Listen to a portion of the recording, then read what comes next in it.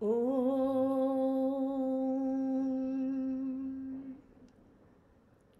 भीष्मद्रोणतटा जयद्रथजला गान्धारनीलोत्पला शल्यग्राहवती कृपेण वहनी कर्णेन वेलाकुला अश्वत्थामविकर्णघोरमकरा दुर्योधनावर्तिनी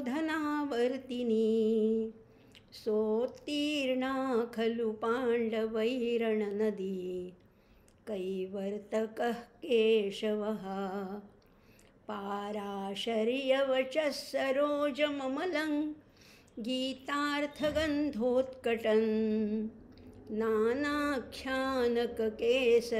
हरिकथा सम्बोधनाबोधितम् लोके सज्जनषट्पदैरहरः पेपीयमानं मुदा भूयाद्भारतपङ्कजं कलिमलं प्रध्वंसि न श्रेयसे मूकं करोति वाचालं पङ्गुल्लङ्घयते गिरिं यत्कृपातमहं वन्दे परमानन्दमाधवं नारायणं नमस्कृत्य नरं चैव नरोत्तमं देवीं सरस्वतीं व्यासं ततो जयमुदीरयेत्। ओम श्री परमात्मने नमः। नमस्कार श्रोते हो, माधवी रघुवीर या यूट्यूब चॅनलमध्ये आपणा सर्वांचं अतिशय मनापासून सानंद स्वागत करत आहे। धर्मक्षेत्रे कुरुक्षेत्रे या उपक्रमाच्या माध्यमातून आपण दर सोमवारी भेटतोय रात्री 8 वाजता आणि भगवद्गीतेतल्या प्रत्येक अध्यायातल्या प्रत्येक श्लोकातल्या प्रत्येक शब्दावर अधिकाधिक विचार मंथन करायचं आहे, सखोल विचार करायचा आहे आणि त्यातून विचार विनिमय घडवायचा आहे आणि त्यातून विचारांची देवाणघेवाण झाली की आपलं ज्ञान आणखीन समृद्ध होणार आहे आणि त्याचसाठी हा सगळा प्रयत्न चालला आहे। 138 भाग झालेले आहेत आणि आज 139वा भाग आहे आणि अध्याय सुरू आहे तो 18वा अध्याय। 18व्या अध्यायातले सुद्धा 19 श्लोक झालेत आणि आज 20व्या श्लोकापासून काही पुढचे श्लोक बघणार आहोत। 18वा अध्याय हा कलशाध्याय आहे असं आपण नेहमीच म्हणतो। आत्तापर्यंत 17 अध्यायांमध्ये भगवंतांनी जो बोध केलेला आहे, जो उपदेश केलेला आहे, जे आपल्यापर्यंत विचार पोचवलेले आहेत त्याचंच पुन्हा एकदा पुनश्चिंतन करतो आहे आपण, पुन्हा त्याच्यावर विचार करतो आहे आणि त्यातून ते विचार अधिक पक्के करण्याचा प्रयत्न करतो आहे। हे करत असताना आपल्यासारख्या जाणकार श्रोत्यांचा मला अतिशय उदंड असा प्रतिसाद लाभतो आहे आणि अनेक श्रोते मला काही सूचना करतात, काही विचारणा करतात, काही शंका असतात, काही अडचणी असतात। त्याचंही माझ्या यथामती मी त्याचं निराकरण करण्याचा प्रयत्न करते। मागच्या भागात एका भगिनीने विचारलं होतं की त्या देवता प्रत्येक अवयवाच्या, आपण जेव्हा बघितलं होतं ना, अधिष्ठानं तथा कर्ता करणैंच पृथक विधन विविधाश्च पृथक चेष्टा दैवैचैवात्र पंचमम, त्याच्यामध्ये आपण पाहिलं होतं की हे सगळं करत असताना ह्या अधिष्ठान कर्ता करण चेष्टा आणि दैव ह्या सगळ्याचे वेगवेगळ्या पद्धतीने वेगवेगळ्या अंगाने अर्थ समजून घेतले होते आणि तेव्हाच बोलताना मी सहज म्हटलं होतं की ह्याचा आध्यात्मिक अर्थसुद्धा एक वेगळा आहे। अधिष्ठान म्हणजे कोण आहे, तर अधिष्ठान म्हणजे हे शरीर आहे, कर्ता आहे तो कोण आहे, तर तो याच्यामध्ये आपण म्हटलं होतं कर्ता म्हणजे तो जीव आहे, चेष्टा म्हणजे प्राणादीचे व्यापार आहेत आणि दैव म्हणजे अननोन फॅक्टर आहे किंवा दैव म्हणजे, तेव्हा मी बोलले होते की इंद्रियाचं नियंत्रण करणाऱ्या देवता आहेत। एका भगिनीने विचारलं होतं ह्या देवता आम्हाला नीटशा कळल्या नाही आहेत। हा जीव आहे ना, हा सगळं हे करवून घेतो। जीव म्हणजे आत्मा नाही, कारण पुढच्याच काही श्लोकामध्ये त्याला कॉन्ट्राडिक्ट करणारं असं वाटणारं असं स्टेटमेंट आलेलं आहे, पण जीव हा करवून घेतो हे सगळ्या क्रिया कुणाच्या माध्यमातनं, या अवयवांच्या, या इंद्रियांच्या माध्यमातनं. आणि प्रत्येक इंद्रियाचं नियंत्रण करण्यासाठी एक वेगवेगळी देवता आहे. हे नीटसं कळलं नाही असं काही श्रोत्यांचं म्हणणं होतं. तर तेव्हा मी म्हटलं होतं की वाणीची देवता आहे अग्नी. अग्नी जेव्हा आपला क्षीण होतो, अग्नी जेव्हा मंद होतो, तेव्हा तोंडातून शब्दसुद्धा फुटत नाही. त्यामुळे वाणीला अग्नीची जरूरत आहे. म्हणजे वाणीची देवता आहे अग्नी. डोळ्याची देवता आहे सूर्य. हातांची देवता कळली नव्हती असं एका श्रोत्यांनी म्हटलं होतं. हातांची देवता आहे इंद्र.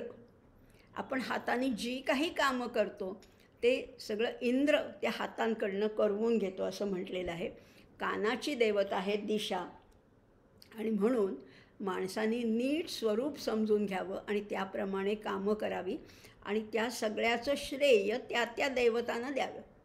या जीवानी तरी काय केलं आहे, जसं आपण व्यवहारात एखादी मुख्य व्यक्ती असते, एखादा समजा कारखान्याचा मालक आहे किंवा एखादा कोणीतरी CEO आहे, पण तो काही सगळी कामं करत नाही, पण त्याच्या आदेशानुसार इतर लोक कामं करतात की नाही, तसंच या शरीरात आहे.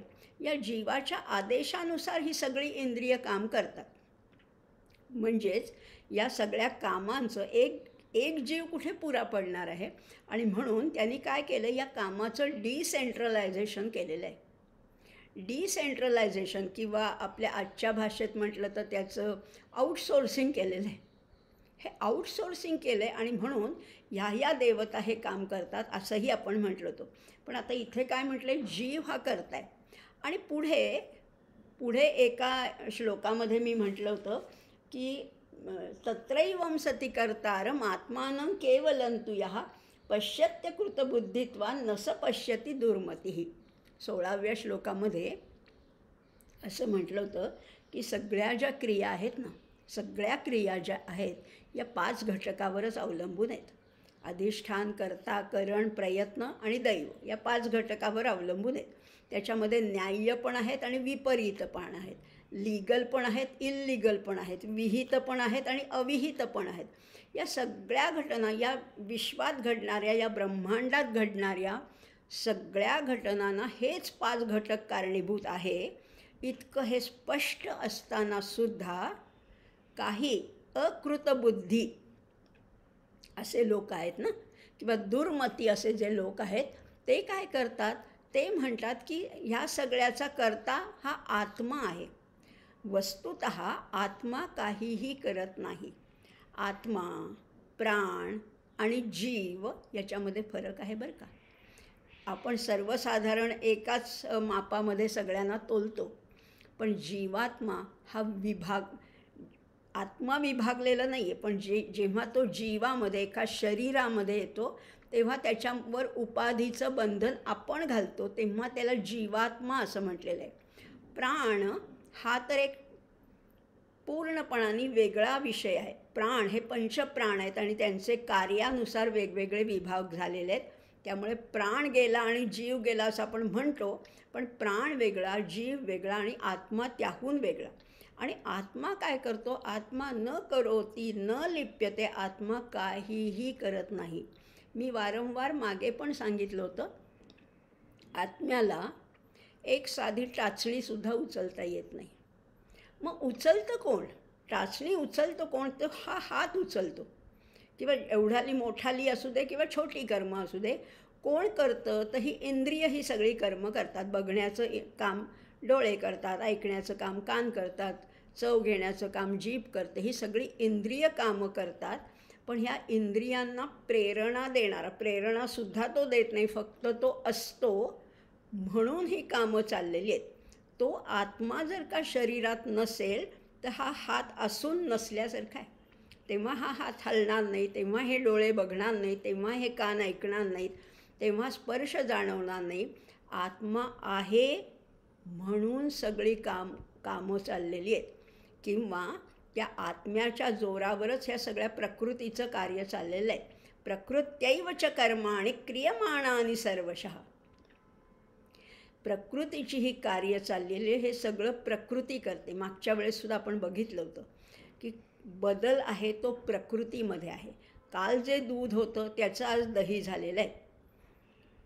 प्रत्येक क्रिया, काल जे बारीकसं छोटंसं रोप होतं त्याचं आज जरा मोठं झाड झालं आहे, उद्या आणखीन त्याचा वृक्ष होईल, परवा आणखीन त्याला फळं लागतील, ती फळं आणखीन पिकतील, पुन्हा ती गळून पडतील, त्याचं पुन्हा बीज रुजणार आहे. हे सगळं कार्य प्रकृतीचं आहे. पण तिथे चैतन्य असावं लागतं. आत्मा म्हणजे चैतन्य, तो प्रेरणा देतो, त्याच्या अस्तित्वामुळे कार्य घडतात, पण तो काहीही करत नाही. आणि म्हणून असं जो मानतो त्याला दुर्मती असं भगवद्गीता म्हणते. त्याच्यानंतर पुढचेही श्लोक पाहिले होते. यस्य नाहंकृतो भाव, असं करत करत आपण 19 श्लोक पाहिले होते. मला वाटतं 19 श्लोकापर्यंत आपल्याला बरंचसं समजलं असेल. पण त्यातूनही तुम्हाला काही शंका आल्या तर कमेंट बॉक्समध्ये मला जरूर विचारा. मी माझ्या अल्पबुद्धीप्रमाणे त्याचं निराकरण करण्याचं, त्याचं आपण सोल्युशन शोधण्याचा निश्चितच प्रयत्न करणार आहोत. आता पुढच्या श्लोकाकडे जायचं का? कारण 19व्या श्लोकात म्हटलं होतं ज्ञानं कर्मच कर्ताच. त्याच्या आधीच्या श्लोकात सांगितलं होतं ना, ज्ञानै ज्ञेयं परिज्ञाता. ही त्रिपुटी पण पाहिली होती आपण. एक आहे ज्ञान, एक आहे ज्ञेय आणि एक आहे ज्ञाता. ही त्रिपुटी आहे. तशीच ध्येय, ध्यान आणि ध्याता ही पण त्रिपुटी आहे. अशा अनेक त्रिपुटी आणि ह्याच्याही पलीकडे जायचे. त्रिपुटी संपून जाते, त्रिपुटी मावळून जाते, तिथेच खरं ज्ञान आहे. आणि मग त्या ज्ञानामुळे काय होतं, कार्याला प्रेरणा मिळते. करणं कर्म करते ते त्रिविध कर्मचोदना, कर्मसंग्रह असं म्हटलं होतं. आणि आता बघूया, आता आजचा विषय बघूया. हे मागचे विषय आपण आता पाहिले, पण आता आजचा विषय काय आहे, त्या ज्ञान, कर्म आणि कर्ता या तिन्हीचे 3 भाग कसे पडतात ते आज बघणार आहोत आपण. आणि अतिशय महत्त्वपूर्ण आणि अतिशय विचार प्रवर्तक असा हा भाग आहे. मागे आपण पुष्कळ 3 भाग पाहिले होते, पण आता आपल्याला ज्ञानाचे 3 प्रकार बघायचे. जसं आपण 14व्या अध्यायात पाहिलं होतं, 17व्या अध्यायात पाहिलं होतं. सत्व, रज, तम असे 3 भाग आहेत. ही सगळी प्रकृती आहे ना मुळी, ही प्रकृतीच मुळी त्रिगुणांनी भरलेली आहे, त्रिगुणांनी युक्त अशी ही प्रकृती आहे. त्यामुळे ज्ञानसुद्धा 3 प्रकारचं आहे बरं का. आता कसं 3 प्रकारचं, आणि ते आपण आज समजून घेणार आहोत. पुढचा 20वा श्लोक काय आहे तो आधी वाचते आणि मग त्याचं शब्दशः बघूया आणि त्याचं स्पष्टीकरणसुद्धा बघणार आहोत आपण. सर्वभूतेषु येनैकं भावम अव्ययमीक्षते अविभक्तं विभक्तेषु तज्ज्ञानं विद्धि सात्विकम. काय सुंदर सांगितलं आहे, सगळं सारच आलं आहे हो याच्यात. सर्वभूतेषु, या संपूर्ण विश्वामध्ये किती भूतमात्र आहेत. भूत याचाच अर्थ जे निर्माण झालं आहे, जे उत्पन्न झालं आहे, म्हणजे त्याच्यामध्ये सगळं आलं. जीव, जंतू, किडा, मुंगी, सिंह, ससा, झाडं, वेली, पर्वत, नद्या, सगळं हे भूत आहे. आता या सगळ्या भूतमात्रामध्ये एकच भाव आहे. सर्वभूतेषु येन एकम, येन म्हणजे ज्यानी, एकम भावम अव्ययम ईक्षते. बरं, भाव कसा आहे? अव्यय भाव आहे. म्हणजे ह्या सगळ्यामध्ये जे अविकारी तत्व आहे, हे सगळे, आता नदी आणि डोंगरमध्ये काय साम्य आहे, सिंह आणि ससामध्ये काय साम्य आहे, कासव आणि मासामध्ये काय साम्य आहे, खरं तर काहीही साम्य आपल्याला दिसत नाही. पण ह्या सगळ्यातलं भाव एकच आहे, तो आहे चिद्भाव आहे. चैतन्य जे आहे ते सगळीकडे कॉमन आहे. इथे म्हटलेलं आहे सर्वभूतेषु येन एकम भावम अव्यय मीक्षते. मीक्षतेमध्ये शब्द आहे ईक्षते. ईक्ष म्हणजे पाहणे. जो सगळ्या भूतमात्रामध्ये एकच अव्यय अविकारी भाव पाहतो. आणि पुढे आणखीन म्हटलेलं आहे, एक शब्द फार महत्त्वाचा आहे, अविभक्तं विभक्तेषु. ते तत्व, ते चैतन्य, तो भाव, तो सद्भाव सगळीकडे कसा आहे, अविभक्त आहे. त्याचे तुकडे करता येत नाहीत. आकाशाचे तुकडे करा म्हटलं तर येतील का करता? आकाशाचे तुकडे करता येणार नाही. खरं तर जमिनीचे पण येत नाहीत, पण आम्ही जमिनीचे तुकडे केलेले आहेत. कुदरत ने तो बख्शी थी हमें एक ही धरती, हमने कहीं भारत कहीं ईरान बनाया. आम्ही तुकडे केलेत हो, पण या पृथ्वीचे जमिनीचे जरा तरी तुकडे करता येतील, पण आकाशाचे तुकडे करता येत नाहीत. ते तत्त्व कसं आहे ते सगळीकडे व्यापून आहे. त्यामुळे हा संपूर्ण आसमंत व्यापणारं जे चैतन्य आहे ते अविभक्त आहे. पण ते अविभक्त असलं, लक्षात घ्या, ते अविभक्त असलं तरी ते ज्या उपाधीमध्ये आहे त्या उपाधी मात्र विभक्त आहेत. आपल्याला वेगळं दिसतं की नाही, कासव वेगळं दिसतं, मासा वेगळा दिसतो, खेकडा वेगळा दिसतो. खरं तर पाण्यात राहणाऱ्याच हे सगळे आहेत, पण त्यांच्यामध्ये किती फरक आहे. प्रवाळ वेगळं आहे, जलातल्या वनस्पती वेगळ्या आहेत, सगळे पाण्यातच राहतात पण वेगळे आहेत. किंवा जमिनीवर राहणारे, गाय वेगळी आहे, अस्वल वेगळं आहे, हरिण वेगळं आहे, कोल्हा वेगळा आहे, प्राणी तर किती वेगळे. बरं, एक माणूस माणूस माणूस जरी म्हणालात तरी माणसामध्ये किती प्रकार आहे.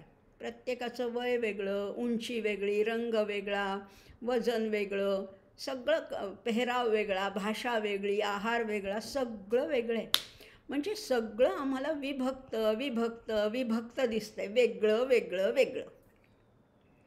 पण ह्या वेगळेपणात एक तत्त्व मात्र कॉमन आहे, एक चैतन्य कॉमन आहे, आणि ते ज्याला दिसतं म्हणजेच जो विभक्तामध्ये अविभक्त पाहतो. अविभक्तं विभक्तेषु, आणि असं जे ज्ञान आहे त्याला म्हटलं आहे तज्ज्ञानं विद्धी. तू जाणून घे बरं का अर्जुना, तू जाणून घे, हे ज्ञान आहे, ह्याला म्हटलं आहे सात्विक ज्ञान. आणि सात्विक ज्ञान ही पुढची मोक्षाची द्वारं खडाखड उघडत जातं. म्हणून हे सात्विक ज्ञान अतिशय आवश्यक आहे.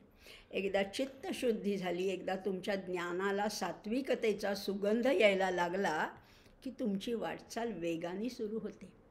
म्हणून या सात्विक ज्ञानाचं अतिशय महत्त्वाचं आहे. आता बघूया ह्याचा आणखीन अर्थ थोडासा बघणार. हे तर झाला, हा साधारण तुम्हाला कळला आहे, 2 ओळींचा अर्थ बऱ्यापैकी कळलेला आहे. आता ह्या वेगवेगळ्या दिसणाऱ्या भूतमात्रांमध्ये एकच एक, कोणताही भेद नसणारं अविनाशी अविकारी असं तत्त्व जे नांदत असतं, असं आकलन, हे आकलन ज्या ज्ञानामुळे होतं ते ज्ञान म्हणजे सात्विक ज्ञान. सोपी आहे की नाही व्याख्या? सोपीच आहे. म्हणजे बघा, आता जे जे निर्माण झालं ते भूत आहे असं तर आपण पाहिलं, पण आता ह्या सगळ्याच्या मध्ये तत्व मात्र एकच आहे. चैतन्य तत्व, सत्तत्व, सच्चिदानंद तत्व जे आहे ते एकच आहे. अनेक वेळेला बोलली आहे, परत बोलते. अलंकार वेगळे दिसतात. बांगडी आणि चपलाहार आणि अंगठी याच्यात काय साम्य आहे? काहीच साम्य नाही आहे. एक हातात घालायचा अलंकार आहे, एक गळ्यात घालायचा अलंकार आहे, एक बोटात घालायचा अलंकार आहे, कंबरपट्टा आहे तो कमरेला लावायचा अलंकार आहे. अलंकार वेगळे, त्यांच्या जागा भिन्न आहेत, पण त्याच्यातलं एक कॉमन तत्त्व काय आहे ते आहे सोनं. नाहीतरी सोनाराकडे आपण घेऊन गेलो, आपल्या खूप आठवणी असतात की ही सासूबाईने दिली आहे, ही यांनी पाडव्याला घेतली आहे, ही आणखीन कोणीतरी दिली आहे, आईने दिली आहे, अशा खूप गोष्टी आपल्या असतात. पण सोनाराला त्याचं काही नसतं. सोनार म्हणतो की हे हे हे एवढं एवढं वजन आहे, एवढी एवढी घट आहे, एवढं एवढं आहे. म्हणजे तुमचा अलंकार, तुमचं डिझाईन, तुमच्या भावना याच्याशी सोनाराला काही घेणं देणं नसतं. ते म्हणतात एवढं एवढं रोख सोनं आहे, एवढं एवढं चोख सोनं याच्यामध्ये आहे. तसंच आहे, अगदी तसंच आहे. जो जाणकार आहे, ज्याचं ज्ञान सात्विक आहे, तो ह्या बाहेरच्या भेदामध्ये अडकतच नाही की ह्याचा रंग कसा आहे, त्याचं रूप कसं आहे, हा खेकडा कसा आहे, तो मासा कसा आहे, ते कासव कसं आहे, किंवा तो अजगर कसा आहे. ह्या सगळ्यामध्ये त्याला दिसतं ते फक्त चैतन्य. सोनाराला जसं फक्त सोनं दिसत असतं, तसं ह्या ज्ञानी सत्वगुणयुक्त ज्ञानी पुरुषाला फक्त चैतन्य दिसतं. अविभक्तं विभक्तेषु. किंवा हेच उदाहरण आपण पुष्कळ वेळा पाहिले, पण तरी थोडक्यात बोलते की एकाच मातीपासून अनेक गोष्टी बनवता येतात. माठ बनवता येतो, मोठा रांजण बनवता येतो, छोटासा सुगड बनवता येतं, पणती बनवता येते, फ्लॉवर पॉट बनवता येतो, बैलजोडी बनवता येतं, कितीतरी मातीच्या गोष्टी आहेत. किंवा अहो जाऊ देत, ते तर जाऊ देत, आपण गृहिणी आहोत. एक बटाटा दिला तर बटाट्यापासून तुम्ही किती पदार्थ बनवता. साधं बटाट्याच्या भाजीचे 4 प्रकार आहेत, की साधी आपण काचऱ्या करतो, उकडलेल्या बटाट्याची भाजी आहे, उपासाची भाजी आहे, रस्सा आहे, कितीतरी प्रकार. बरं ते तर जाऊ दे, त्याच्या पलीकडे आलू पराठा आहे, बटाटे वडे आहेत, टिक्की आहेत, आलू बटाटा भजी आहेत, किती प्रकार तुम्ही करू शकता. एका साध्या गव्हापासनं आपण काय काय बनवतो. पोळी बनवतो, पुरी बनवतो, पराठे बनवतो, खीर बनवतो, किती प्रकार बनवता येतात. एक गहू आणि प्रकार बहु असंच म्हटले ना. म्हणजे मूळ तत्त्व काय आहे, ज्याला कळतं त्याला कळतं की ह्या गव्हापासूनच हे सगळं बनलेलं आहे. भिन्न दिसत आहेत ती गव्हाची खीर आणि तिखटा मिठाची पुरी, ह्याच्यात काय साम्य आहे. खरं तर काही साम्य नाही, पण ज्याला कळतं त्याला कळतं की हे दोन्ही गव्हाचेच प्रकार आहेत. अहो तसंच आहे, अनेकामध्ये एकत्व पाहणारं किंवा भेदामध्ये अभेद जाणणारं, वैषम्यामध्ये साम्य शोधणारं असं जे ज्ञान आहे ते सात्विक ज्ञान आहे. ते सात्विक ज्ञान आहे. त्या ज्ञानाला म्हटले तज्ज्ञानो विद्धि सात्विकम. अर्जुनाला सांगतायत, पण अर्जुनाच्या आडोसा करून आपणही ऐकतोय ना. मग आता हे समजून घ्यायचं आहे की ह्या संपूर्ण सृष्टीमध्ये जे चैतन्य भरलेलं आहे, अगदी डोंगर नद्या जरी तुम्हाला वाटत असल्या निर्जीव आहेत, डोंगरामध्ये, मातीमध्ये, दगडामध्ये चेतना नाही असं वाटत असेल तरीसुद्धा त्याच्यामध्ये आहे ते तत्त्व, ज्याच्यामुळे आहे ते आहे ते सत्तत्व आहे असंही म्हणता येईल. आता आणखीन जरा बघूया, त्याच्या पुढे आणखीन जाणार आहोत आपण. हे सत्तत्व कसं आहे त्याच्यामध्ये बघूया. आता असं म्हटलेलं आहे की एकदा ज्ञान झालं ना, तर हे सात्विक ज्ञान म्हणजे काय हे बघणार आहोत बरं का. एकदा ज्ञान झालं, खरं ज्ञान, आपलं नुसतं माहिती किंवा परीक्षा किंवा अभ्यास हे खरं ज्ञान नाही. एकदा आत्मज्ञान झालं, एकदा सात्विक ज्ञानाचं परिवर्तन त्या तन्मयतेमध्ये, तद्रूपतेमध्ये झालं ना, की मग काय होतं सांगू का. सगळ्या ज्या परिवर्तनशील गोष्टी आहेत ना, परिवर्तनशील वस्तूंचा जो भेद आहे तो भेद नाहीसा होतो. ती साधकाची दृष्टी हा भेद भेदून पलीकडे जाते आणि कुठे जाते, परिवर्तनरहित अशा तत्वाकडे जाते. थोडं अवघड वाटतंय ना, थोडंसं अवघड वाटतंय. बघा, सगळं विश्व आहे हे परिवर्तनशील आहे, हो की नाही. सगळं बदलतं आहे. कालचं झाड, कालचा डोंगर, कालची पर्वती आज वेगळी दिसते, रोज रोज बदलते. म्हणजे सगळं विश्व परिवर्तनशील आहे. तुम्ही आम्ही तरी कुठे होतो. मागच्या आठवड्यात आपण भेटलो ते आज नाही होत. मागच्या सोमवारी आपण भेटलो, आजच्या सोमवारी आपण बदललो आहे. सगळं आपलं परिवर्तनशील आहे. पण या परिवर्तनशील भेदाच्या पलीकडे ज्याची दृष्टी जाते आणि त्याच्यामध्ये परिवर्तनरहित परमात्मतत्व जो बघतो तेच खरं ज्ञान सात्विक आहे. आणि हेच तत्व, जसं मी म्हटलं ना, हा कलशाध्याय असल्यामुळे मागे अनेक अध्यायामध्ये आपण हेच पाहिलं होतं. आठवत असेल तुम्हाला, समम सर्वेषु भूतेषु तिष्ठन्तं परमेश्वरं विनश्यस्व विनश्यन्ते यः पश्यति स पश्यति. समम सर्वेषु भूतेषु, सगळ्या भूतमात्रामध्ये एक समान तत्व ज्याला सापडतं तो खरा आहे. म्हणजे बघा, व्यक्ती, वस्तू, पदार्थ यातला जो आहेपणा आहे ना, मी आहे, तुम्ही आहात, हे झाड आहे, ही मूर्ती आहे, हा दिवा आहे, हा जो आहेपणा आहे ना, हा आहेपणा हा त्या वस्तूचा नाही आहे, तर त्या परिपूर्ण अशा परमात्म तत्वाचा आहेपणा आहे. हे झाड आहे, आज आहे, कारण त्याच्यामध्ये परमात्म तत्व आहे. ते निघून गेलं तर हे झाड सुकून जाईल. ते असणारच नाही. म्हणजे आहेपणा आहे तो परमात्म तत्वाचा, हे ज्याला कळतं, हे ज्याला कळतं ते सात्विक ज्ञान आहे. आपण म्हणतो ही मी आहे, हा तू आहेस, तो हा आहे, हा तो आहे, याचं नाव हे आहे. आपण असं मी, तू, हा, तो असले आपण विभागणी करत असतो. या सगळ्यांचा प्रकाशक कोण आहे? तर तो प्रकाशक आहे तो परमात्मा आहे. हा सगळ्याचा प्रकाशक परमात्मा आहे. आपण मागेही पाहिलं होतं, तत्र सत्व निर्मलत्वात प्रकाशकम अनामयम. ते तत्व प्रकाशक आहे, ते अनामय आहे, ते अविकारी आहे. ती अविनाशी सत्ता जी आहे ना, ती समान रूपाने सगळीकडे विद्यमान आहे. समान रूपाने. नेहमीच मी सांगते की मुंगीचा आत्मा लहान आणि हत्तीचा आत्मा मोठा असं नाही. ती समान रूप चैतन्य हे आहेच. एवढ्या अगदी सूक्ष्म जीवामध्ये सुद्धा ते चैतन्य आहेच आहे असंही म्हटलेलं आहे. याच्याबद्दल अनेकांनी अनेक सांगून ठेवलेलं आहे. खरं म्हटलं ना तर ते सगळीकडे, सगळ्या ग्रंथांमध्ये, सगळ्या विद्वानांनी, सगळ्या संतांनी हेच सांगितलेलं आहे. आमचे आचार्य अपरोक्षानुभूतीमध्ये काय म्हणतात बघा, जे खरे ज्ञानी आहेत ना, जे सत्वगुणयुक्त ज्ञानाने युक्त आहेत किंवा ज्यांचं ज्ञान परिपूर्ण आहे, जे पोचलेले आहेत, त्यांचं वर्णन केलेलं आहे. त्यांचा प्रवाह कसा असतो, आता एक वेगळा शब्द आपण वापरूया. त्यांनी म्हटलेलं आहे अपरोक्षानुभूतीमध्ये, सजातीय प्रवाहश्च विजातीय तिरस्कृती. सजातीय प्रवाहश्च विजातीय तिरस्कृती नियमो हि परानंदो नियमात क्रियते बुधैहि. हा नियमच आहे.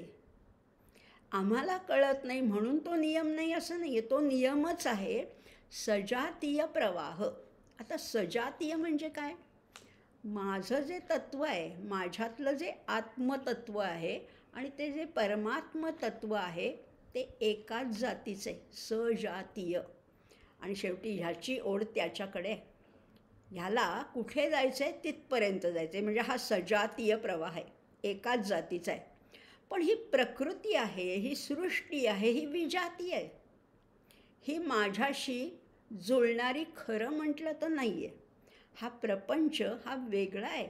विजातीय तिरस्कृती म्हणजे तिरस्कृती म्हणजे तिरस्कार करा असं नाही, पण त्याच्यात आसक्त होऊ नका. सजातीय प्रवाहश्च विजातीय तिरस्कृती नियमो हि परानंदो. आणि हा नियम आहे आणि ह्याच्यातच परमानंद आहे. आणि हे कोण असं वागतं? नियमो हि परानंदो नियमात क्रियते बुधैहि. आणि अशा नियमाप्रमाणे जे वागतात ते बुधजन आहेत, ते संत आहेत, ते विचारवंत आहेत, ते मुक्त आहेत, ते जीवनमुक्त आहेत, अशी त्यांची व्याख्या केलेली आहे. आणि त्या ज्ञानालाच इथे म्हटलेलं आहे सत्वगुणयुक्त ज्ञान. तज्ज्ञानो विद्धि सात्विकम. अर्जुनाला सांगितलेलं आहे. किंवा हे नसेल कळलं तर थोडं अनुवाद बघायचं का? ह्याच अपरोक्षानुभूतीचाच अनुवाद काय केलं बघूया. असे ब्रह्म, असे आत्मा, तोही मीच स्वतः असे. ज्याला तुम्ही ब्रह्म म्हणता, ज्याला तुम्ही आत्मा म्हणता, तो मीच आहे, तो मीच आहे. असे ब्रह्म, असे आत्मा, तोही मीच स्वतः असे. शहाणे असती त्यांचा असे ऐसा विचारतो.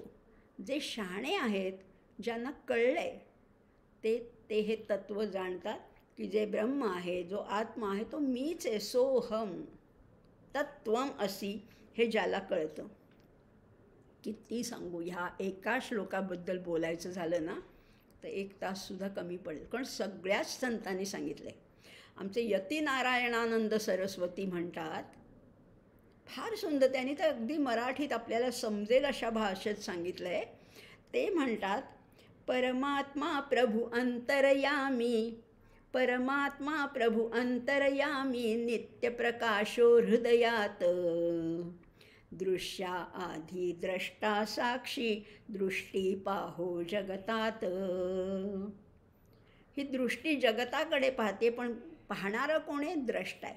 दृश्या आधी द्रष्टा साक्षी, दृष्टी पाहो जगतात, चित्ती जगती परमात्म्या विण अन्य न दर्शन दृष्टी ते.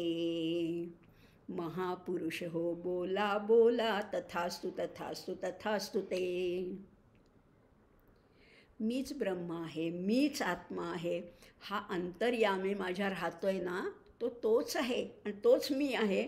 तो नित्य प्रकाशे हृदयात म्हणून मी बोलतोय. चित्ती जगती परमात्म्याविण, जे चित्तात आहे तेच जगतात आहे.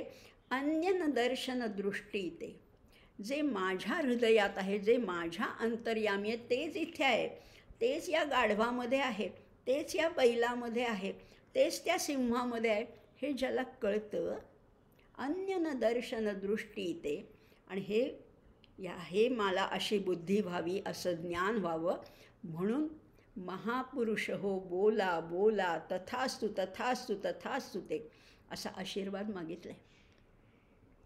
सगळ्या संतांना हे ज्ञान होऊनसुद्धा ती दृष्टी मागतायत, अजूनही मागतायत. आणि म्हणून हे बघा ना, एकनाथ महाराजांनी जे गाढवाला पाणी पाजलं ते फक्त भूतदया म्हणून नव्हतं बरं का. त्यांना अक्षरशः साक्षात त्याच्यात ब्रह्मदर्शन घडलेलं आहे. त्या गाढवामध्ये त्यांना ब्रह्मदर्शन घडलेलं आहे. आमच्या आचार्यांना जेव्हा काशीच्या घाटावर ते चालले होते तेव्हा त्या चांडाळ रूपामध्ये साक्षात शिवशंकरांनी दर्शन दिलं. त्या चांडाळाच्या रूपामध्ये त्यांना त्या परमात्मा तत्वाचं दर्शन घडलं आणि त्यांनी तिथे मनीषा पंचक रचलेलं आहे. म्हणजे सगळ्या भूतमात्रामध्ये, मग बाह्यवेश कसाही असो, घाणेरडा असो, स्वच्छ असो, एखादा साधू पुरुष असो, एखादा भिकारी असो, सगळीकडे तेच दर्शन ज्याला घडतं तेच खरं तर ब्रह्म आहे. आणि मग आम्ही काही या सृष्टीचा आस्वाद घ्यायचा नाही का? मग जीवन उपभोगायचं नाही का? सारखं काय ते ब्रह्म परमात्मा वगैरे हेच बोलत राहायचं का? हो, नाही नाही नाही नाही, सगळं घ्या ना, सगळ्याचा आस्वाद घ्या. सगळी सृष्टी आपल्यासाठीच निर्माण केलेली आहे. तुम्ही काय डोळे झाकू नका, तुम्ही काय भगवी कपडे परिधान करू नका, हिमालयात जाऊ नका, काही करू नका. सगळं आहे तेच, फक्त त्या सगळ्यामध्ये अनुसंधान ठेवा. अधिष्ठान त्या परमेश्वराचं आहे. सगळीकडे ते परमात्म स्वरूप बघायची एकदा व्हिजन मिळाली ना, एकदा दृष्टी मिळाली ना, एकदा ज्ञानचक्षु प्राप्त झाले, सगळं सोपं होऊन जातं, सगळंच सोपं होऊन जातं. आमचे कबीरजी तर म्हणतात, आँख न मूंदो, आँख न मूंदो, कान न रुंधो, तनिक कष्ट नाही धारो. कान झाकू नका. तुम्हाला संगीत ऐकायचं आहे ना, ऐका ना. आँख न मूंदो, कान न रुंधो, तनिक कष्ट नाही धारो. तो कष्टही घेऊ नका. खुले नैन पहचानो हसी हसी, खुले नैन, डोळे उघडे ठेवा आणि हे सगळं रूपाचा आस्वाद घ्या. काय सृष्टी आहे, काय झाडं बहरली आहेत, काय वसंत ऋतू फुलला आहे, काय कोकिळेचं कूजन चाललं आहे, काय आम्रवृक्षाला पालवी, घ्या ना आनंदात. खुले नयन पहचानो हसी हसी, सुंदर रूप निहारो. आणि हे सुंदर सृष्टीचं रूप बघा ना, तुमच्यासाठीच आहे. फक्त त्याच्यात परमेश्वर बघायला शिकायचं आहे. त्या कोकिळेच्या कूजनामध्ये सुद्धा तो परमेश्वर आहे. त्या आंब्याला एक कोवळी अशी लालसर पालवी फुटली आहे, त्याच्यातही तो परमेश्वरच आहे. या सगळ्या बहरलेल्या सृष्टीमध्ये, या मातीच्या सुगंधामध्ये सुद्धा परमेश्वर आहे. एवढंच बघायचं आहे. म्हणजे सर्व भूतेषु येनैकं भावम अव्ययमीक्षते. समजलं? सर्व भूतेषु येन एकम भावम अव्ययम. एकच भाव आहे. तो भाव कसा आहे? अव्यय, अविकारी. ते बदलत नाही, तत्व बदलत नाही. सृष्टीचं रूप बदलेल. काल कैरी होती, लहानशी होती, आज मोठी झाली, उद्या त्याचा आंबा झाला, रूप बदललं. त्याचं रूप नाही बदललं. त्याच्यातलं चैतन्य आहे, त्याच्यातला जो सत आहेपणाचा जो भाव आहे तो नाही बदलला, तो आहेच. अव्ययमीक्षते. आणि खरंच आहे, जिथे बघावं तिथे परमेश्वर आहे. कोटी कोटी रूपे तुझी, कोटी सूर्य चंद्र तारे, कुठे कुठे शोधू तुला, तुझे अनंत देव्हारे. सगळीकडे तो भरला आहे. हे ज्ञान झालं की तेच ज्ञान आहे, ते सात्विक ज्ञान आहे. आणि ते कसं आहे? अविभक्तं विभक्तेषु. ही भेदयुक्त सृष्टी आहे. सगळीकडे भेद आहे. एकासारखं दुसरं नाही, एका फुलासारखं दुसरं फूल नाही आहे. या हिरव्या रंगामध्ये किती छटा आहेत ना. हिरवा रंग तरी सगळ्याचा सारखा कुठे? आंब्याच्या झाडाची पानं वेगळी, पिंपळाची वेगळी, वडाची वेगळी, तुळशीची वेगळी, कृष्ण तुळशीची वेगळी, चाफ्याची वेगळी, बकुळीची वेगळी. म्हणजे बघाल तर पानांचा किंवा हिरव्या गवताचा सुद्धा रंग किती वेगळा आहे. म्हणजे भेद आम्हाला दिसतो, पण या भेदामध्ये आता अभेद बघायला शिकायचं आहे. अभेद बघायचं आहे, हेच तर आपल्याला या गीतेतनं शिकायचं आहे. किती सांगू तेवढं कमी आहे. आचार्यांचं तर म्हणजे माझ्यावर गारुडच आहे. आचार्यांबद्दल बोलायला लागले की मला थांबतासुद्धा येत नाही. म्हणजे आचार्यांनी त्यांच्या प्रश्नोत्तरी एक इतका सुंदर ग्रंथ आहे, प्रकरण ग्रंथ आहे, केवळ 32च श्लोक आहेत, पण त्याच्यावर मध्ये आचार्यांनी शेवटी म्हटलेलं आहे, अहर्निशम किम परिचिंतनीयम. अहर्निश, दिवस रात्र कशाचा विचार करावा. अहर्निशम किम परिचिंतनीयम संसार मिथ्यात्व शिवात्मतत्वम. संसारात रमायचे, संसार बघायचा आहे, पण त्याचं मिथ्यत्व जाणायचं आहे. आणि मी कोण आहे? शिवात्मतत्व. मी ते सोहम तत्व मी आहे. किम कर्म यत प्रीतिकरम मुरारे. कुठलं कर्म करायचं आहे? किंग कर्म, काय करायचं आहे आम्ही? आम्हाला कळत नाही. मग तुम्ही असं म्हणताय, मग आम्ही करायचं तरी काय? संसार करायचा काही नाही? करा ना. किंग कर्म यत प्रीतिकरम मुरारे. मुरारीला जे प्रेमाचं वाटेल, मुरारीला जे आवडेल, त्याला जे पसंत पडेल असं कर्म करा. किती सोपं सांगून ठेवलं आहे. हेच आपण बोलतो ना, मी आन्सरेबल कुणाला आहे? त्या परमेश्वराला. प्रत्येक कर्म करताना विचार करायचा आहे, त्याला आवडेल ना, त्याला चालेल ना. समजा मी चोरी केली, हिंसा केली, मारामारी केली, त्याला नाही आवडणार, मग मी का करू? मी नाहीच करणार तसं. त्याला आवडेल तेच करा. जो तुमको पसंद हो वही बात करेंगे, हे त्याला म्हणायचं आहे. यत प्रीतिकरम मुरारे क्वास्थान कार्या सततम भवाब्धौ. आणि काय करायचं नाही आहे? सारखं त्या भवसागरात अडकायचं नाही आहे. 24 तास दिलेत. 24 तास दिलेत दिवसाला.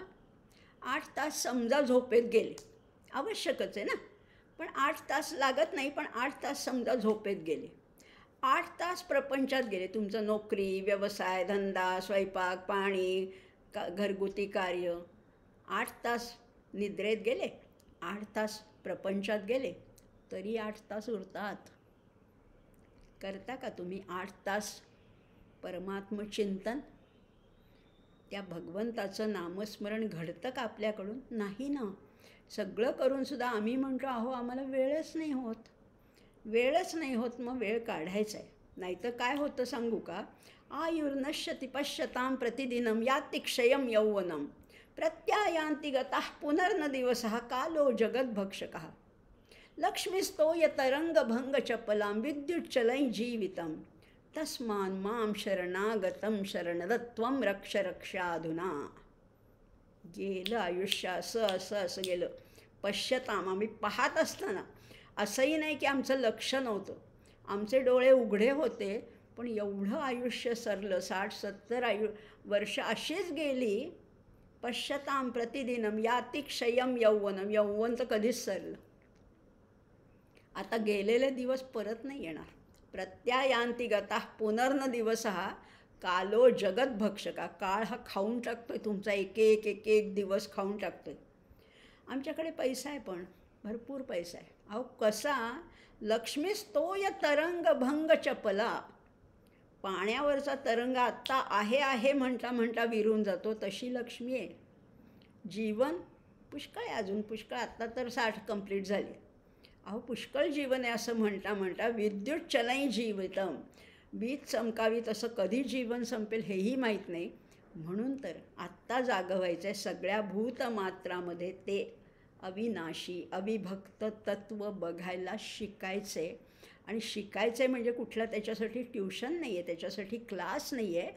ती आतून जाणीव व्हायला पाहिजे की सगळं आहे ते सत्तत्व फक्त आहे आणि त्याच्यामुळेच मी आहे. नाहीतरी विभूती योगामध्ये आपण पाहिलंच होतं, यद्यद विभूती मत्सत्वं श्रीमदूर्जितमेव वा तत्तदेवावगच्छत्वं मम तेजोंश संभम. सगळं आहे ते माझ्या तेजामुळेच. हे सगळं या ज्या वस्तू, व्यक्ती, पदार्थ दिसत आहेत हे सगळं तेच आहे. हे मात्र ओळखायचं. आणि कसं? शाब्दिक नाही. प्रश्नाचं उत्तर एक 5 मार्काचं लिहायचे असं नाही आहे. हे आतून कळायला पाहिजे, अनुभूतीने जाणायचे, अनुसंधानातून हे मुरणार आहे. पुन्हा पुन्हा पुन्हा पुन्हा वारंवारं चिंतय, पुन्हा पुन्हा अभ्यास केला की कदाचित हे समजू शकेल. नाही अजून झालं, अजूनही नाही झालं. विश्वमूर्तिर्महामूर्तिर्दीप्तमूर्तिरमूर्तिमान अनेकमूर्तिरव्यक्तशतमूर्तिशताननः. विष्णू सहस्रनामामध्ये हेच सांगितले. कुठलाही ग्रंथ उघडा, हा श्लोक हा कळीचा श्लोक आहे. सारभूत किंवा बीजमंत्र म्हणावा असा हा श्लोक आहे. सर्वभूतेषु येनैकम. हे सगळ्या विश्वमूर्ती आहेत ना, विश्वात ज्या मूर्ती दिसत आहेत म्हणजे ज्या व्यक्ती, जे भूतमात्र, अगदी कुत्रा, मांजर, शेळी, मेंढी, सगळं जे काही दिसतंय ते सगळं त्याचंच रूप आहे. विश्वमूर्तीर, तो कसा आहे? विश्वमूर्तीर, महामूर्तीर, ही सगळी व्यापक विराट रूप आहे. आपण विश्वरूप दर्शनामध्ये पण पाहिले. विश्वमूर्तीर, महामूर्तीर, आणि तो कसा आहे? दीप्तमूर्ती. ते जे तेज आहे ना ते त्याचं आहे. आपल्या डोळ्यातलं तेज, आपल्या बुद्धीचं तेज, आपल्याला लागणारी भूक, हे सगळं दीप्तमूर्ती. तो तेजस्वी आहे, तो प्रकाशित आहे, म्हणून हे सगळे दीप्तमूर्ती. आणि तरी तो कसा आहे? अमूर्तिमान, दिसत कुठेच नाही आहे. सगळीकडे असून सुद्धा तो दिसत नाही. अनेक मूर्तिरव्यक्त शतमूर्तिशताननः. सगळीकडे तो आहे पण कुठेच तो नाही आहे. एको नैकः कवः सवः कः किं यत्तत्पदमनुत्तमम्. तो एक आहे, सगळीकडे व्यापून राहिलेला तो एकमेव अद्वितीय आहे. पण लगेच त्याला म्हटलं नैकः, एको न एकः. अहो एक आहे का अनेक आहे? सगळीकडे तोच आहे. म्हटलं तर सगळ्यामध्ये एकच तत्व आहे, आणि म्हटलं तर तो अनेक रूपांनी व्यापलेला आहे. या विश्वाच्या कणाकणातून भरून राहिले अवघे मीपण. मीच मला व्यापक करायचे. मी मला काढून टाकता येत नाही. माझा मीपणा मला काही घालवता येत नाही आहे. अहंकार काढून टाका, काढून टाका, अहंकार नको, अहंकार हा अडथळा आहे, असं किती संत सांगतात. पण ते काय मला जमत नाही. मग नाही ना जमत, मग एक करा.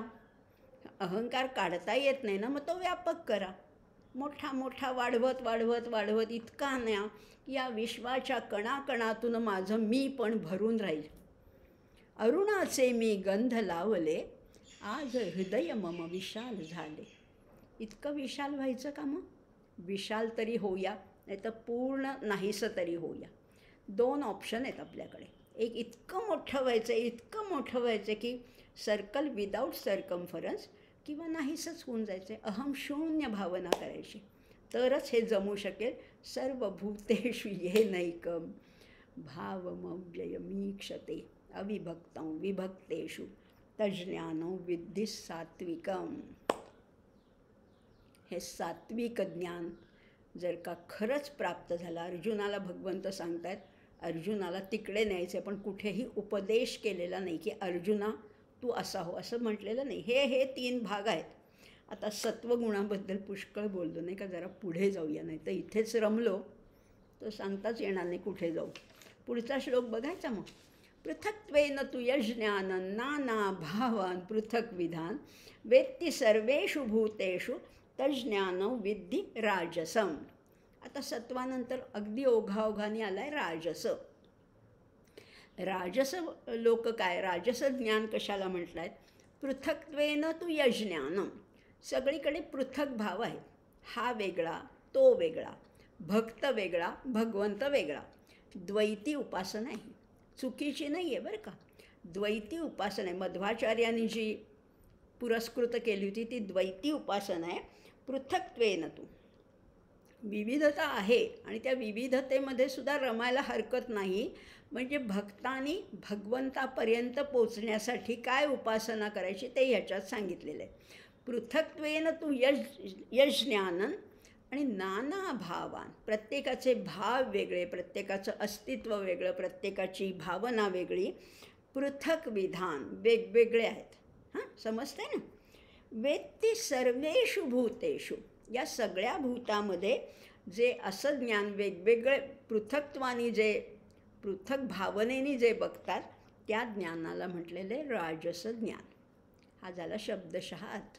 आता ह्याचंही आपण विस्तृत रूप बघणार आहोत.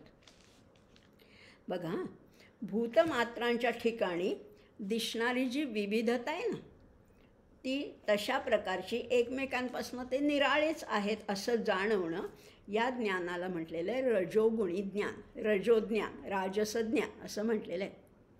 हे वेगळं आहे ना, काहीच साम्य नसतं. सिंहामध्ये आणि सशामध्ये काय साम्य वाटतंय? केवढा तो सिंह, केवढे त्याचे ते सुळे, केवढी त्याची ती आयाळ, आणि तो ससा एवढूसा भित्रा, पांढरा शुभ्र, लाल डोळे, मोठे कान.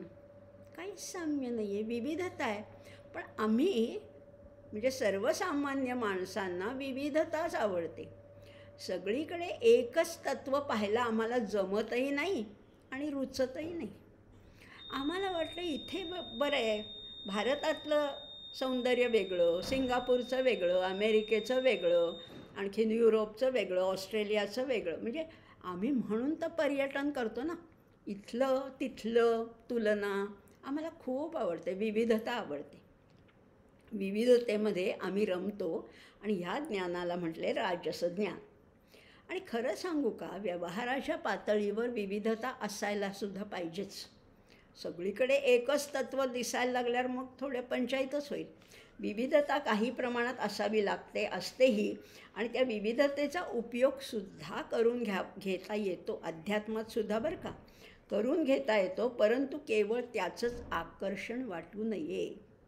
भक्त आणि भगवंत वेगळं झाल्यानंतर, आता संपूर्ण ही गीता सांगताना सुद्धा अर्जुनाला उपदेश जरी केला असला तरी अर्जुन वेगळाच आहे आणि भगवंत वेगळेत. एकच झाले असते तर उपदेश कोण कोणाला करणार? वेगळेपण आहे, विविधता आहे, पृथक भाव आहे. आणि म्हणून त्या विविधतेला श्रीमंती समजू नये. त्यामुळे वृत्ती काय होते बघा. आता ह्याच्यात आणखीन बघणार आहोत.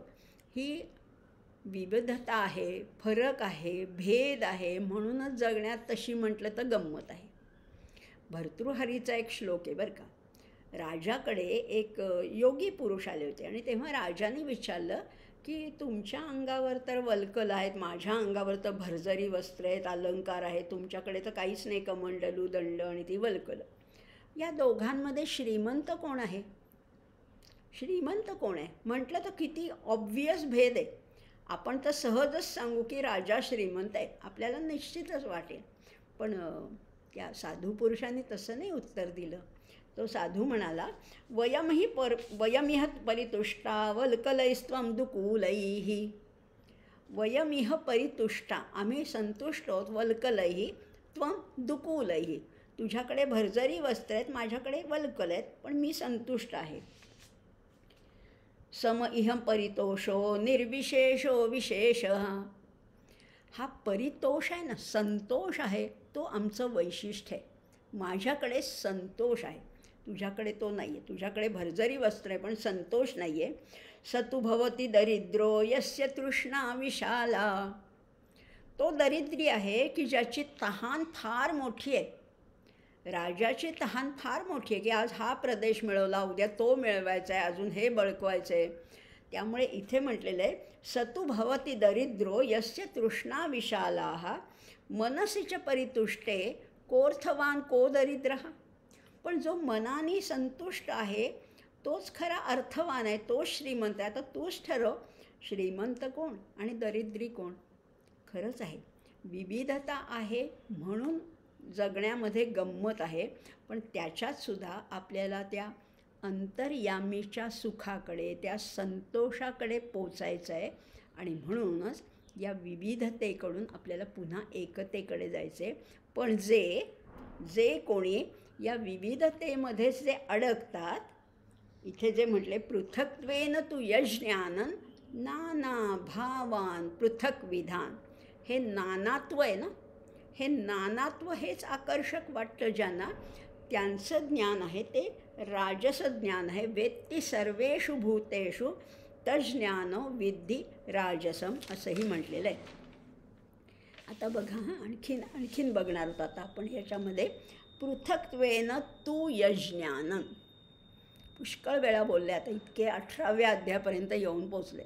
पण ज्या श्लोकामध्ये तू हे अव्यय आलेले, तू म्हणजे परंतु, म्हणजेच मागच्या श्लोकापेक्षा विरोध आहे किंवा भिन्नता आहे.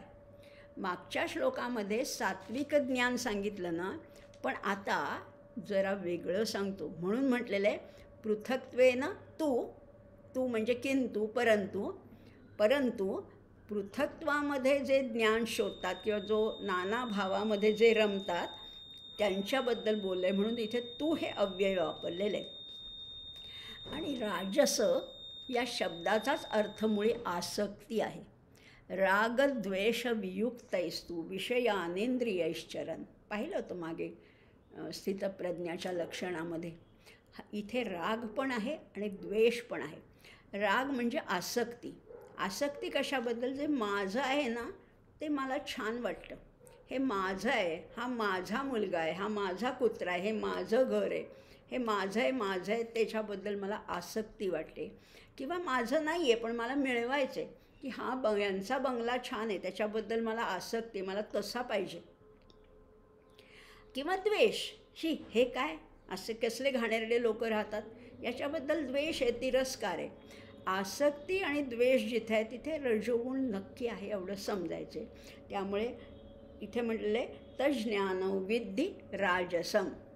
इथे आता राजस ज्ञानामध्ये विवेकाची थोडी कमतरता असते. राजस ज्ञानामध्ये विवेक, जड आणि चेतन ह्याच्यातला विवेक नसतो. जे सत्वगुणी ज्ञानी लोक आहेत त्यांना सगळीकडे, त्या पर्वतामध्ये सुद्धा तो परमेश्वर दिसतो आणि त्या सजीवामध्ये किंवा त्या वृक्ष, वेली, वनस्पती याच्यामध्ये सुद्धा तोच परमेश्वर दिसतो. तुकाराम महाराज म्हणतात ना, वृक्ष वेली आम्हा सोयरी वनचरे. त्या वृक्षवेली काही बोलतायत का, चालतायत का, पण ती सोयरी वाटतात ते ना, वनचरे असं म्हटलेले. पण या राजस ज्ञान असलेल्या व्यक्तीमध्ये हा जड आणि चैतन्याचा विवेक नसतो असंही म्हटलेलं आहे. पृथक्त्वेन तु यज्ञानं नाना भावान पृथक विधान. या विविधतेमध्ये ते रमतात असं त्याच्याबद्दल बोललेलं आहे. वेत्ती सर्वेषु भूतेषु तज्ज्ञानं विद्धि राजसम. आता पुढचा श्लोक बघूया बरं का अजून. यत्तु कृत्स्न वदेकस्मिन् कार्ये सक्तमहैतुकम् अतत्वार्थ वदल्पंच तत्ताम समुदाहृतम. काय म्हटलेलं आहे? आता पुन्हा तू आलाय बरं का. यत्तु, परत श्लोक वाचते. यत्तु कृत्स्न वदेकस्मिन् कार्ये सक्तम अहैतुकम अतत्वार्थ वदल्पंच तत्ताम समुदाहृतम. काय शब्द वापरला? यत्तु कृत्स्नवत. कृत्स्न म्हणजे संपूर्ण, मागे बोललो आहे आपण. यत्तु कृत्स्नवत एकस्मिन, एकाच कार्ये, कार्य म्हणजे इथे देह या अर्थी घेतलेलं आहे. मागे बोललो होतो ना, आठवते का तुम्हाला? कार्य म्हणजे फिनिश्ड प्रॉडक्ट आहे आणि कारण म्हणजे रॉ मटेरियल. हे आपलं आता ठरलं आहे की नाही. हे कार्य आहे, परमेश्वराचं हे कार्य आहे. हा देह दिला आहे ना, पंचमहाभूताचा हा देह आहे. याच्यामध्ये जो एकस्मिन कृत्स्नवत कार्ये सक्तम, जो अडकला आहे, या देहालाच सर्वस्व मानतो. हा देह माझा, हात माझा, डोळे माझे, मी कशी आहे, मी असा, मी तसा, असा जो सक्त आहे आणि अहैतुकम आहे. अहैतुकम त्याचं वर्णन केलेलं आहे. आता युक्तिरहित आहे किंवा ज्याला बेसलेस असं म्हणतो, किंवा काही त्याला अधिष्ठान नाही आहे, आश्रय नाही आहे, असं अहैतुकम ज्याचं वागणं आहे. अतत्वार्थ, युक्तिरहित आहे, तुच्छ आहे, अल्पंच, आणि त्याला म्हटलेलं आहे तत्तामस. तत्ताम समुदाहृतम, तत्तामस उदाहृतम असं म्हटलेलं आहे. काय सुंदर वर्णन आहे. पण एक गंमत सांगू का? मागच्या 2 श्लोकामध्ये भगवंत म्हणाले होते तज्ज्ञान विद्धि सात्विकम, तज्ज्ञान विद्धि राजसम म्हणाले होते ना. त्या ज्ञानाला सत्वगुणयुक्त ज्ञान समज, त्या ज्ञानाला राजस ज्ञान समज. पण आता गंमत बघा, इथे इतकं हे कमी दर्जाचं जे आहे त्याला ज्ञान म्हणणंसुद्धा भगवंतांना पसंत नाही. ते ज्ञान ह्या गोष्टीला त्याला ज्ञानाचा दर्जासुद्धा देत नाही आहेत. भगवंतांनी या श्लोकामध्ये यत आणि तत्वर भागवलं आहे, अक्षरशः भागवलं आहे. यत आणि तत् त्याला तामस म्हणतात, पण त्याला ज्ञान म्हटलेलं नाही. किती जितका तुम्ही गीतेचा विचार करा शब्दाचा, किंवा या मागच्या श्लोकामध्ये काय म्हटले, ह्या श्लोकामध्ये काय म्हटले, याचा जितका विचार करू तितकी ही गीता उकलत जाते, उलगडत जाते. पुन्हा पुन्हा पुन्हा पुन्हा असं कोणीही कधीही म्हणायचं नाही की आता मला गीता कळली, माझी गीता पाठ झाली, मला आता येतं. नाही नाही नाही नाही. अजून पुढच्या वेळेस जर का आपण खरंच पुन्हा बोललो तर पुन्हा आणखीन वेगळे अर्थ उलगडत जातील. हे अर्थ परिपूर्ण नाही आहेत, हे फायनल नाही आहेत, हा शेवटचा मुद्दाच नाही आहे. पण बघा ना, त्या ज्ञानाला सात्विक राजस म्हणलेलं आहे, पण ह्याला ज्ञानसुद्धा म्हटलेलं नाही, इतकासुद्धा दर्जा दिलेला नाही आहे. आता बघूया आणखीन अर्थ. हे आता साधारण बघितलं आपण. यत्तु कृत्स्नवत एकस्मिन कार्ये. काय म्हटलेले? कृत्स्नवत. कृत्स्नवत म्हणजे काय आहे? संपूर्ण मानलेलं आहे, या शरीरालाच मी मानलेलं आहे. शरीर म्हणजे मी आहे का? नाही ना. शरीर म्हणजे मी नाही आहे. शरीर हा फक्त पंचमहाभूतांचा देह आहे. पंचमहाभूतांची एक मोळी बांधलेली आहे. समर्थांच्या भाषेत सांगायचं झालं, सगळं एकत्र केले, पंचमहाभूत, सप्तधातू, पंचकोश, पंचप्राण, ह्याचं एक गाठोडं बांधलं आहे, त्याच्यावर वरती एक चांगलं कव्हर घातलं आहे आणि त्याला तुम्ही देह म्हणून नटवताय, सजवताय, माझा म्हणताय. घाणीचं पोतडं आहे सगळं. पण ह्या देहाला, ह्या कार्याला जो म्हणतोय माझं आहे, त्याच्यामध्ये जो आसक्त झाला आहे, अहैतुक असा जो आहे, त्याला अतत्वार्थ. तो कसा आहे? अतत्वार्थ, अल्पैच, तुच्छ आहे, तत्वरहित आहे, आणि त्याला म्हटलेलं आहे तत्तामसमुदाहृतम. आता बघूया आणखी. आता हे लोक कसे आहेत? हे जे ह्या तामस ज्ञान नकोच म्हणायला आपण, म्हणजे भगवंतानी ज्याला ज्ञान म्हटलं नाही त्याला ज्ञान म्हणण्याचा आपल्यालाही अधिकार नाही आहे. पण हे जे तामस लोक आहेत, तर आपण मागे पाहिलं होतं 16व्या अध्यायामध्ये आसुरी लोक कसे असतात. आढ्यो विजनवान अस्मी कोण्योस्ति सदृशो मया. मी असा आहे, मी तसा आहे, मी श्रीमंत आहे, मी हुशार आहे, मी विद्वान आहे, माझ्यासारखा कोणीच नाही. कोण्योस्ति सदृशो मया यक्ष्ये दास्यामि मोदिष्य इत्यज्ञान विमोहिता. इति त्याच्यातसुद्धा काय म्हटलं होतं? इति अज्ञान विमोहिता. तिथे अज्ञान शब्द वापरला आणि इथे तर ज्ञानालासुद्धा तेवढाही वापरला नाही आहे, त्याच्याही पेक्षा खालचा दर्जा दिलेला आहे. जो कोणी देहाला मी मानतो त्याला ह्या अध्यात्म मार्गामध्ये खरं म्हटलं तर काहीच किंमत नाही. अगदी राजा परीक्षितेला जेव्हा शुकमुनींनी उपदेश केला, भागवत सांगितलं, त्याच्यातसुद्धा शुकमुनी त्यांना म्हणतात, त्वं नु राजन मरिष्येती पशुबुद्धी मिमाम जही. त्वं नु राजन, हे राजा, परीक्षित राजा, मरिष्येती, हा देह मरणार आहे असं तुला वाटतंय ना, ही पशुबुद्धी आहे, हा माणसाचा विवेक नाही आहे. पशुबुद्धी मिमाम जही, टाकून दे ही पशुबुद्धी. काय म्हटलेलं आहे? त्वं नु राजन मरिष्येती पशुबुद्धी मिमाम जही न जातः प्रागभूतोद्य. तू जन्मला पण नाही आहेस, न जातः प्राक, पूर्वी जन्मला पण नाही आहे, भूतोद्य देहवत त्वं न नंक्षसी, आणि तू मरणार पण नाही आहेस. आपण पुष्कळ बोललो आहे ह्याच्याबद्दल दुसऱ्या अध्यायामध्ये. उभौ तौ न विजानीतो नायम हन्ति न हन्यते. या सगळ्याच्या पलीकडे हे आहे. देह नाशिवंत आहे, पण तू नाही आहेस. तू कोण आहेस? तू आत्मतत्व आहेस असं त्याच्यात सांगितलं होतं. आणि तेच इथे आता भगवंत परत आपल्याला सांगत आहेत. हे सगळं सांगत असताना आता बघूया, खरं म्हटलं तर तू कोण आहेस आपण हे ओळखायचे बरं का. आता हे अर्जुनाला जरी सांगितलं असलं, आपण अर्जुनच आहोत ना, आपणही द्वंद्वातच आहोत, आपणही मोहातच अडकलेलो आहोत. त्यामुळे आपल्यालाही अजून काहीही कळत नाही आहे, अजून काहीही समजलं नाही. गीता कळली का? नाही, आता कुठे एक पाऊल टाकलं आहे, एखादं पाऊल टाकलं आहे, काही अजून कळलं नाही आहे. मी आहे तरी कोण हा शोध घ्यायचा आहे. सुरुवात कुठनं झाली? कोहम, मी कोण आहे अजून कळलं नाही. अजून मला वाटते हा देह म्हणजे मी. नाही नाही नाही नाही नाही, हा देह तू नाहीच आहेस. तू कोण आहेस हे ओळख. ब्रह्म मीच हे ओळखायचे बरं का. पूर्वी मला वाटायचं ब्रह्म मीच म्हणण्यामध्ये शहाणपण आहे, जास्त आपण मी ब्रह्म आहे असं मोठेपणा मिरवतो आहे का काय. उलट हाच सगळ्यात हीच खरी फॅक्ट आहे. ब्रह्म मीच, मीच तेज वारी, मीच मेदिनी, पंचमहाभूत आहेत. ब्रह्म मीच, मीच तेज वारी, मीच मेदिनी, मीच व्योम वायू, मीच मजविणे नसे कुणी.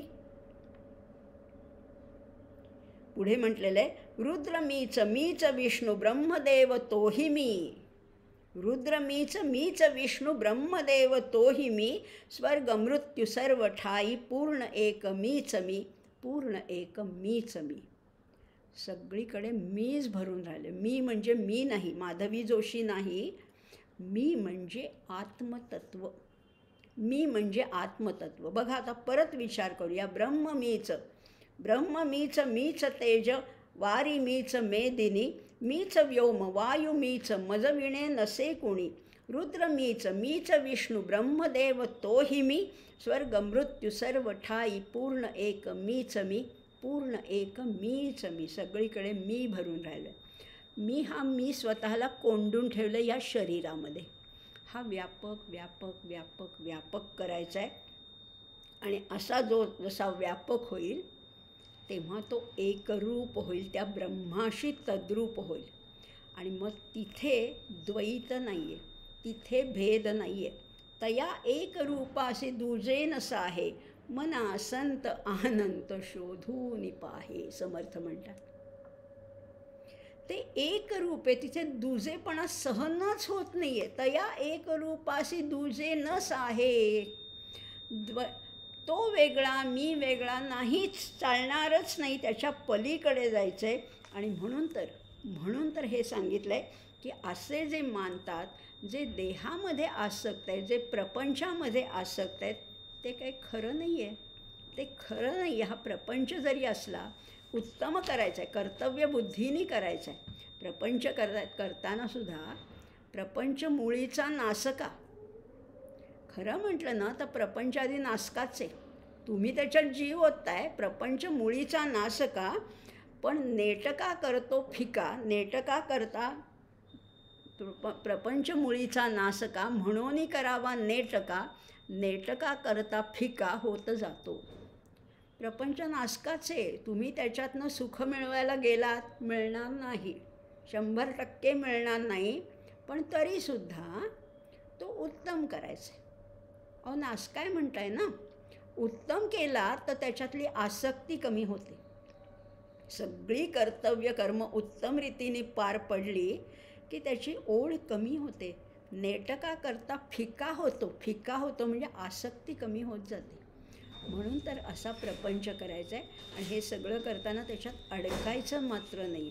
त्यामुळे जे म्हटलेलं आहे यत् कृत्स्न वदे कस्मिन् कार्ये सक्तम अहैतुकम, नव्हे सार संसार. काय म्हटलेलं आहे?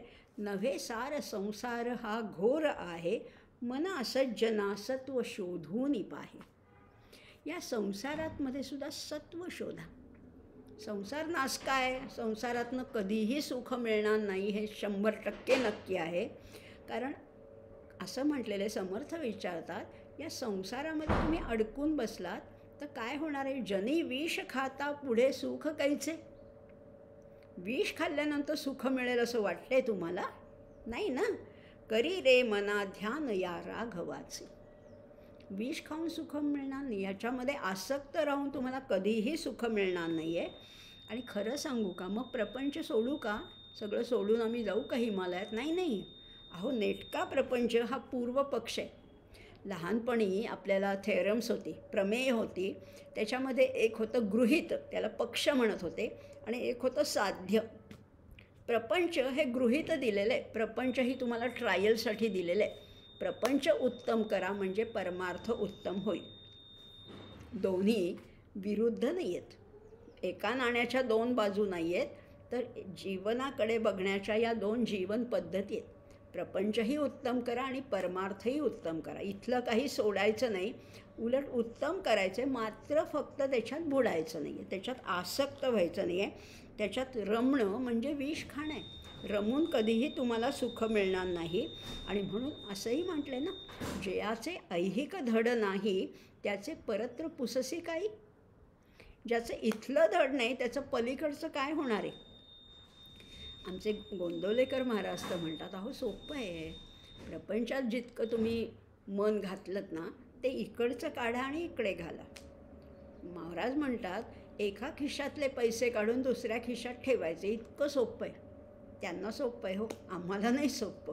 एवढं सोपं आहे का? किंवा एका पर्समधले पैसे काढून दुसऱ्या पर्समध्ये आम्ही ठेवतो, पण तसं जमत नाही आम्हाला. प्रपंचातलं मन काढून परमार्थात हे करणं शक्यच नाही आहे. आणि म्हणून आपण आता हे 3 भाग पाहिले, सत्व, रज आणि तम. त्याच्यामुळे यत् तु कृत्स्नवदेकस्मिन् कार्ये सक्तम हैतुकम. आणि काय आहे ते, असं जर का केलं, या देहामध्ये रममाण झालो, या प्रपंचामध्ये, या संसारामध्ये, मुलं बाळं, घर दार, शेती वाडी, संसार याच्यात आम्ही अडकलो की ते काय आहे, त्याला म्हटलेले अतत्वार्थ. बेसलेस नॉलेज आहे ते, बेसलेस, काही त्याला अर्थच नाही आहे. अतत्वार्थ, त्याच्यामध्ये तत्व काहीही नाही आहे. आणि अल्पंच अतत्वार्थवत आणि अल्प म्हणजे तुच्छ आहे, याच्यामध्ये काहीच सेन्सच नाही आहे. आणि त्याला म्हणलेले तत्ताम समुदाहृतम. मागे आपण पुष्कळ श्लोक पाहिले आणि त्याच अनेक श्लोक, म्हणजे 6व्या अध्यायसुद्धा आपण पाहिलं होतं ना. सगळीकडे तो परमेश्वर कसा बघायचा, सर्वभूतेषु येनैकम, हे या अध्यायात पाहिलं. पण मागे म्हटलं होतं आपण, यो माम पश्यति सर्वत्र सर्वांच मयि पश्यति तस्याहं न प्रणश्यामी सचमेन प्रणश्यति. खूप किती बोलावं. हा एक श्लोक आत्ता बघतोय आपण, पण ह्याचे असे 10 श्लोक पूर्वी येऊन गेलेत. बहुनाय जन्मना म्हणते ज्ञानवान माम प्रपद्यते. असा खरा ज्ञानी मला येऊन मिळतो. आणि मग त्याला काय दिसतं, वासुदेव सर्वमिती स महात्मा सुदुर्लभा. त्याला सगळीकडे वासुदेव तत्व दिसतं. मग तेच ह्याच्यात सांगितलं आहे, सर्वभूतेषु येनम एकम भावम अव्ययम ईक्षते. एक अव्यय भाव म्हणजेच वासुदेव आहे. हा वासुदेव सगळीकडे पाहायला शिकायचं आहे. आणि मग तो वासुदेव खरंच सगळीकडे जर का दिसायला लागला ना, तर मग काय होईल, सगळीकडे मग तोच दिसायला लागेल खऱ्याच अर्थाने. भूजल तेज समीरख रविशशी काष्ठादिकी असे भरला. स्थिरचर व्यापुनी अवघे तो जगदात्मा दशांगुळे उरला. सगळं त्यांनीच व्यापलेलं आहे. भू, जल, तेज, समीर आणि ख, पंचमहाभूत आहेत. पृथ्वी, आप, तेज, वायू, आकाश. भू, जल, तेज, समीर, ख. रविशशी, चंद्र सूर्यामध्ये सुद्धा तोचे. काष्ठादिकी, जळी, स्थळी, काष्ठी, पाषाणी तोच दिसतो. असे भरला. आणि स्थिरचर म्हणजे सजीव निर्जीव सृष्टीमध्ये व्यापला आहे, पण संपला का? अहो संपत नाही. दशांगुळे उरला. एवढं सगळं व्यापून सुद्धा तो उरलाच आहे, तो कधीच संपत नाही. त्यामुळे आपण संपणारे आहोत, आपण नाशिवंत आहेत, पण तो अविनाशी आहे, अव्यय आहे, अविकारी आहे. असं ते तत्त्व सगळीकडे बघायला शिकणं हेच सत्वज्ञान आहे. हे तत्त्वज्ञान आहे आणि हे सत्वज्ञान आहे. त्यामुळे इथे आपल्याला पोचायचं असेल तर या गीतेचा अधिकाधिक अभ्यास करूया. प्रत्येक श्लोकातल्या प्रत्येक शब्दावर त्याच्यातलं व्याकरण असेल, वाङ्मय असेल, तत्त्वज्ञान असेल, व्यवस्थापन असेल, याच्यावर अधिकाधिक विचार आपापल्या अंगाने, आपापल्या दृष्टीने करूया. इतर ग्रंथांची सुद्धा त्याला जोड देऊया. आपले विचार अधिक समृद्ध करूया. देवाणघेवाणीतून सुद्धा ही समृद्धता, ही संपन्नता आपल्याला लाभणार आहे. अशीच त्या योगेश्वराच्या चरणी प्रार्थना करूया. आणि आज इथेच थांबूया. आज फक्त 3च श्लोक झाले. याच्या पुढे सुद्धा आपले बघूया कसे होतील. पण 3 श्लोक महत्त्वाचे, कारण सत्व गुण रज आणि एक विषय घेतला ना ज्ञान, आता आज ज्ञान विषय होता म्हणून हेच 3 श्लोक घेतले. आता पुढच्या वेळेला तो कर्म विषय, तर आपल्या प्रापंचिकांच्या आवडीचाच आहे. कर्म कसं करावं आणि कसं करू नये हेच तर त्याच्यात सांगितलं आहे. म्हणजे आपल्याला मार्गदर्शक सगळीच गीता आहे, पण तरी काही विशेष आवडीचे श्लोक आहेत, त्याच्यावर विशेष भर देऊया. आज मात्र हे 3 श्लोक म्हणते, प्रार्थना म्हणूया आणि समारोप करूया. सर्वभूतेषु येनैकं भावमव्ययमीक्षते अविभक्तं विभक्तेषु तज्ज्ञानं विद्धि सात्विकं पृथक्त्वेन तु यज्ज्ञानं नानाभावान् पृथक्विधान् वेत्ति सर्वेषु भूतेषु तज्ज्ञानं विद्धि राजसं यत्तु कृत्स्नवदेकस्मिन् कार्ये सक्तमहैतुकम् अतत्त्वार्थवदल्पञ्च तत्तामसमुदाहृतम्. असे 3 श्लोक झाले. प्रार्थना म्हणूया. ओम शांताकारं भुजगशयनं पद्मनाभं सुरेशं विश्वाधारं गगनसदृशं मेघवर्णं शुभांगं लक्ष्मीकान्तं कमलनयने योगिभिर्ध्यानगम्यं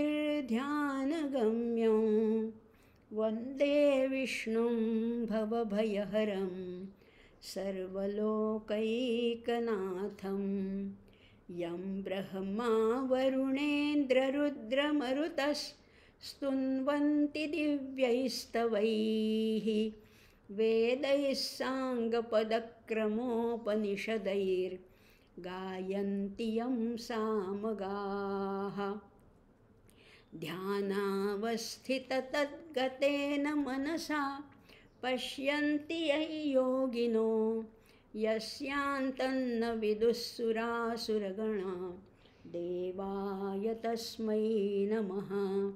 देवाय तस्मै नमः. देवाय तस्मै नमः. भगवान गोपाल कृष्ण महाराज की जय. गीता माता की जय. ज्ञानेश्वर महाराज की जय. जय जय रघुवीर समर्थ.